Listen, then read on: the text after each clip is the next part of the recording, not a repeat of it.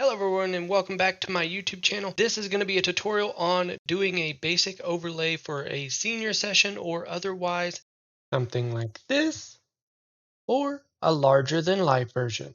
First we're going to start out by cutting out your subject. Go over to your magic wand or any of these tools, select subject. I then like to press Ctrl J so it makes it its own layer. Click on your move tool, click, drag it to the other layer, drop it in. Resize it to fit where you want it to be in the scene.